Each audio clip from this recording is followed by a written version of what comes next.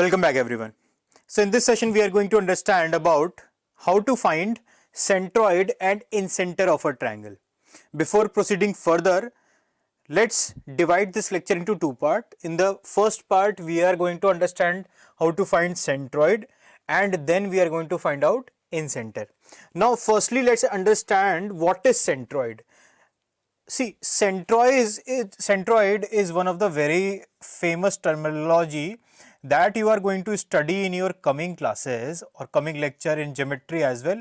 Let's refresh that over here. Let's say this is a triangle ABC. Now, the midpoint of BC, AB and AC, right? Now, what if I join this midpoint with the opposite vertex, right? So this would be D and then this would be E and then this would be F, right?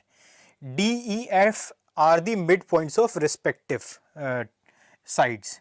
Now, if I join the midpoint of the side with opposite vertex, then this line, this AD,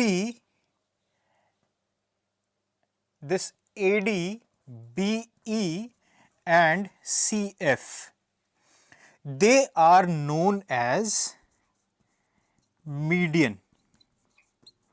They are known as median of this triangle, right?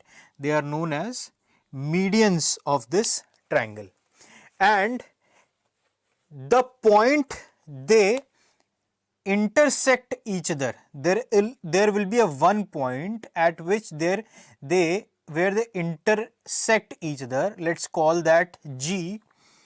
G will be known as the centroid of that triangle, of this triangle, right?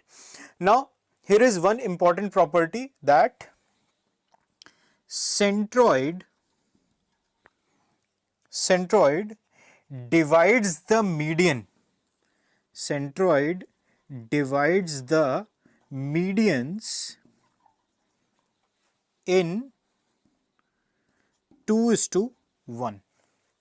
This is a property.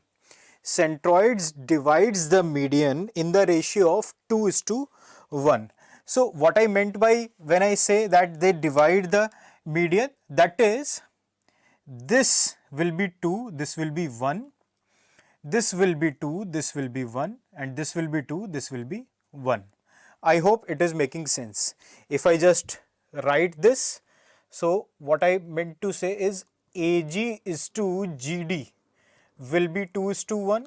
Similarly, BG is to GE will also be 2:1, and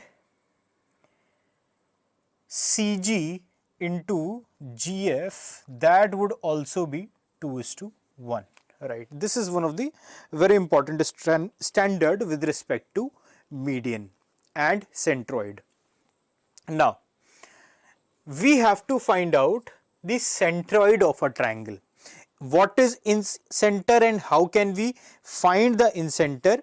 We will look upon this in the later part of the lecture. Let's just find out what is centroid. We already understood, and how we can find out. Let's try to do that. Now, what I am assuming over here, that A will be x1 y1, B will be x2 y2, and C is x3 y3. And now I have to find out the coordinates of G. See, there is one thing you can easily do over here, that what will be the coordinates of D? If I talk about point D, what will be the coordinates of point D? So as you can see, this D is the midpoint of this line segment BC, right? And if D is the midpoint of BC, then what I can say, that D will be what? x2 plus x3 by 2 and y2 plus y3 by 2. Just recall the previous lecture, the section formula where m1 is equals to m2, right. So in this case m1 will be equals to m2 and the coordinate of point D will be x2 plus x3 by 2 and y2 plus y3 by 2. Now again I am going to apply section formula on AD. Applying section formula on AD. If I apply section formula on AD, then G is the point that is bisecting A and D. So let's assume the coordinates of G as x comma y. The coordinates of G is as x comma y. So in this case the x would be what? See, this G point is dividing AD in the ratio of 2:1. So what I can say over here that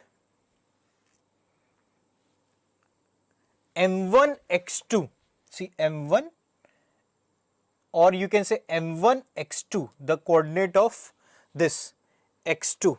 So the m1 is what? 2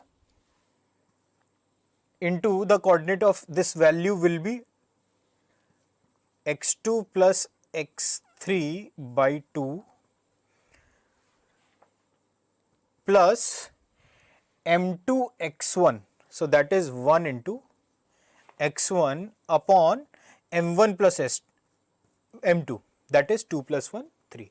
All I can say that this would be what? 2 and 2 will be cancelled out and what we will get is x1 plus x2 plus x3 divided by 3. Similarly, I can write the expression for y as, see y again, m1 into y2, sorry, this value into this and this value into the y coordinate of D. So 2 into y2 plus y1 by 2 plus y2 plus y3 and then plus 1 into y1 upon 2 plus 1, and this would be simplified as y1 plus y2 plus y3 by 3. That would be the formula for centroid of any given triangle. If you want to find out the centroid of a triangle whose vertex are x1 y1, x2 y2 and x3 y3, then the centroid will be x1 plus x2 plus x3 by 3 and y1 plus y2 plus y3 by 3. I hope it is crystal clear to you, right? So that was all about finding the centroid. So let's focus on the later part of the video, that is incenter, right? So firstly let's understand what is incenter. See, if I draw a triangle A, B and C, then if I bisect this angle A, what I have did? I have bisected this angle A and again I have bisected this angle B. I am getting one concurrent point over here, right, as I. I am getting one concurrent point I over here. Now what I am saying is this I would be the incenter of this triangle. This I would be the incenter. Now why this I or will be the incenter, or what would be the definition of this incenter? You must be noticing that what I have did, I have just bisected this angle B and bisected this angle A. So the incenter is nothing but a point where angle bisectors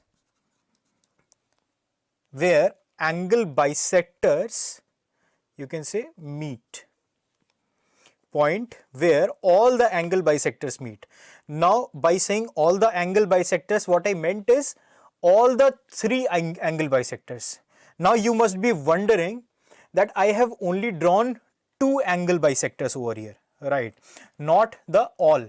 So here one thing is, if two angle bisectors are concurrenting at one point, are intersecting on one point, then obviously the third one will be intersecting at that point only, and that is why I haven't drawn that, right?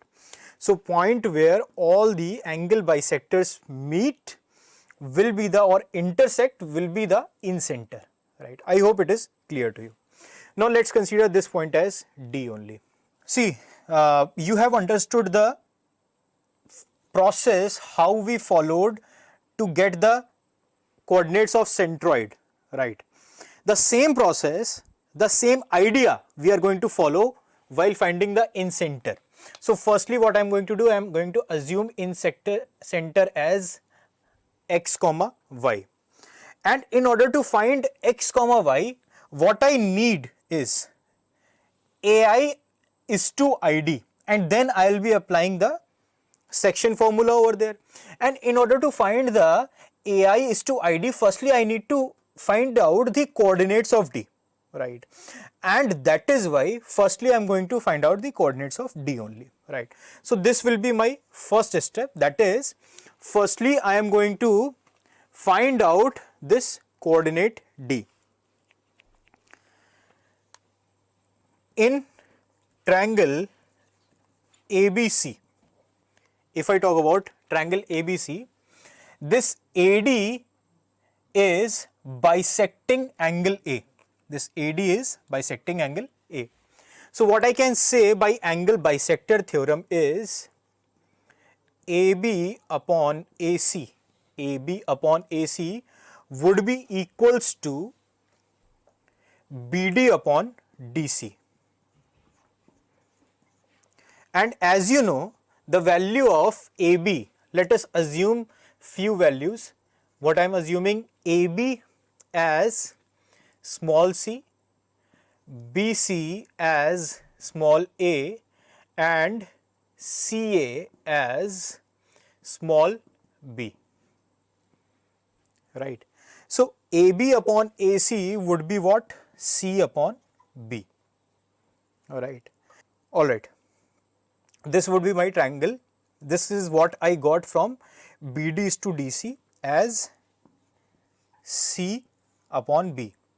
Now my work has gone a little bit easier because I have achieved the value, this ratio BD is to DC, and now I can apply the section formula over here.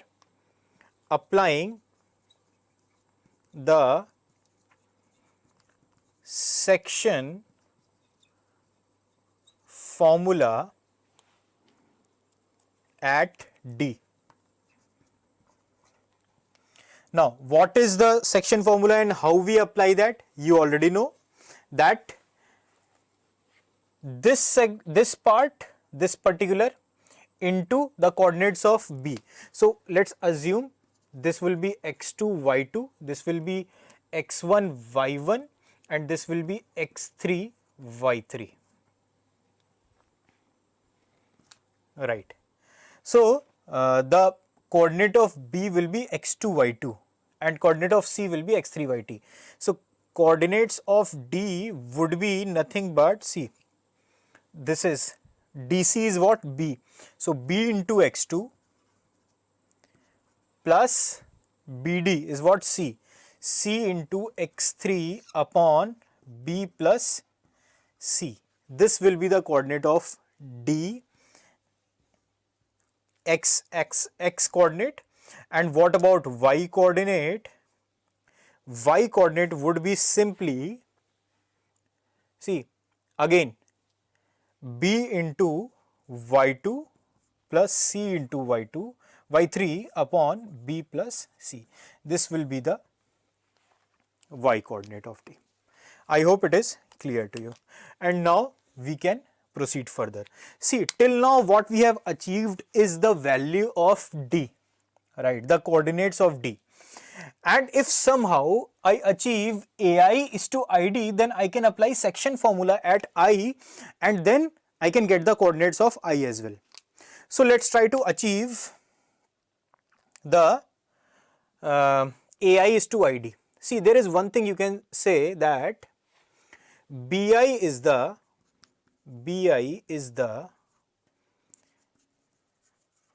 angle bisector. BI is the angle bisector. Now, if BI is the angle bisector, what I can say, that AB upon BD would be equals to what? AI upon ID. I hope it is clear to you, right? Now, there is one relation that we can utilize over here, and that is this one. What is this relation says? If BD upon DC is equals to, C upon B, right? So let's utilize this relation. That is, again, I am just simply rewriting this relation. CD upon BD is equals to B upon C. Now what I am going to do, I am going to add 1 both the sides. CD upon BD plus 1 is equals to B upon C plus 1, or I can say CD plus BD over BD is equals to B plus C upon C, and this can be further rewritten as CD plus BD is what? CD plus BD is BC, right? So this would be BC upon BD would be equals to B plus C upon C, and again this can be, this BC is what? From here what I can say is BD would be equals to, BC is what? A, so AC upon B plus C, right? And then if I put this value over here, over in this expression, so what I am going to achieve from here is, see, the value of AB is what? Small c. Small c upon this BD is what? AC into B plus C upon 1. That would be equals to the value of AI upon ID. And again, AI upon ID can be simplified as B plus C upon A, right? Now, the final part of this derivation remains is that we have to find out the coordinates of I, and coordinates of I is what? X comma Y. So again, applying section formula at I, what I will be getting is X. See, what I have is AI is to ID. So ID into X1. ID is what? ID is A. So A into X1 plus AI into the X coordinate of D, and X coordinate of D is what? This value. AI is B plus C multiplied by Bx2 plus Cx3 upon B plus C upon AI plus ID, that is A plus B plus C. This could be simplified as, see, this B plus C will be cancelled out. What I am remaining with is AX1 plus BX2 plus CX3 upon A plus B plus C, right? Similarly, what I can do with the value of Y will be same as this one, that is A into Y1 plus b plus c into, now again, by2 plus cy3, by2 plus cy3 upon b plus c upon the value of a plus b plus c. And further, this can be, see this again, b plus c will be cancelled out. So a y1 plus b y2 plus c y3 upon a plus b plus c. So finally I have achieved my x and y coordinate out of here. See, remembering the derivation might not be as important at this class, because you know what we are preparing is a particular objective type paper, right? These derivations, these lengthy derivation might not be very handy for you, but you should always understand the derivation in order to clear your concept, right? You should always, these derivations should be making sense to you, because in the end they will only be clearing your concepts, right? So right from the starting to the end, you should always remember the major steps. What is the major steps? Firstly, we find out BD upon DC so that we can find out the value of D, the coordinates of D, and then we find out the value of AI upon ID so that we can find out the value of I. Again, we needed the coordinates of I, and that is why we found out AI upon ID. And how we can find AI upon ID? Just by getting the coordinates of D. How we can get the coordinates of D? Just by finding out BD upon DC. There are two theorems that I used two places. At this place I used angle bisector theorem, and at this place also I have used angle bisector theorem. What does angle bisector theorem says? If AD is the angle bisector, then AB upon BC would be equals to BD upon DC. AB upon AC is equals to BD upon DC. Similarly, AB upon BD, see in this case BI was the angle bisector, AB upon BD will be equals to AI upon ID, AI upon ID. Now I hope this is pretty much clear to you. Thank you so much.